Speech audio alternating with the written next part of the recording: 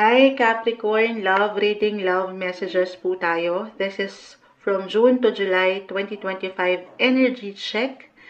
No matter what your relationship status right now, single, attached, or married, tingnan natin kung anong may iwan ng baraha para sa inyo. Kuha muna tayo ng pinakasalita or pinaka-advice para sa iyo Capricorn. June to July, buhay, pag-ibig, relasyon, anong kailangan mong marinig? Tapos pa ika-clarify natin. Capricorn, well-being.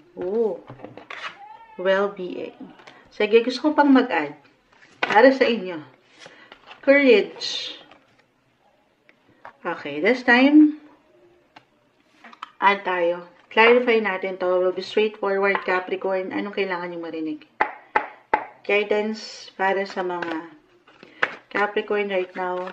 Anong kailangan nyo marinig? Bakit ito yung bumagsak? Pagdating sa inyong mga well-being or overall well-being, why not? Physically, mentally, emotionally, kung saan kayo magiging healthy, yung healthy relationship, 7 of Pentacles, yung may pang long-term na, or why I'm getting a message na, syempre dito na tayo sa mas seryoso, mas mature, mas merong plano. Okay, single, especially, or on fire yung aking nakikita. Courage, yung kumpiyansa nyo, o yung tiwala nyo sa inyong sarili, sa relasyong ito, at pa tayo. Star! Capricorn, manifestation card, kung anong nakikita nyo, or gusto nyong, actually, plano, yung goal nyo sa relationship, yung mga pangarap nyo, hindi yan hindi imposible. Ano yan? Tayo po ay live na live sa FB, sa ating Blue Up. The Magician. Ang ganda naman. Kompleto Ricardo, ang menudo, June to July energy, Capricorn. Kung magiging bukas kayo, well-being, again, physically, mentally, emotionally, hindi isang medical advisor ang Moonchild, or even financially with 7 of Pentacles. On fire, actually, si Venus sa inyo ngayon, sinilip pa natin. Venus, the planet of love, attraction, beauty, is currently in your 5th house of love. Love life, romance, ayan, ang perfect guys, walang tamis, nag-iinit on fire ang inyong mga love life. Buhay na buhay yung enerhiya. Kung papangatin nyo lang din yung pagtitiwala na ito sa inyong sarili. Single and ready to mingle, magical. May makukompleto, may spark, makukuryente, hindi. Manifestation card guys, maniwala lang kayo, stay positive, na kung ano man yung hinihiling nyo sa mga tala, ay may pagka-healthy yung aking nakikita. Healthy connection, relationship, may paglalim pa.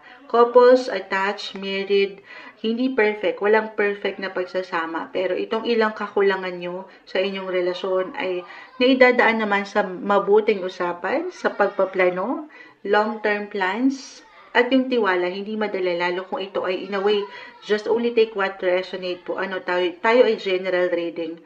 Kung hindi siya naging healthy at one point at nabali ang mga tiwala na ito at nagkaroon ng broken promises, kumbaga, at naiwanan kayo ng false hopes, sumasang-ayon ang bata.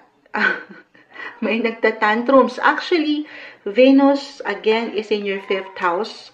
5th house, dyan po pumapasok. House of children po yan. So, kung meron kayong mga anak na, maring mag-highlight din yan. Ngayon, June to July, I know love reading ito. Kita nyo, may 10 of cups dito. Mayroon tayong tanungan session kasi live na live tayo sa ating FB. Or why not, guys? Tayo po ay general reading. Again, di po isang medical advisor ang Moonchild.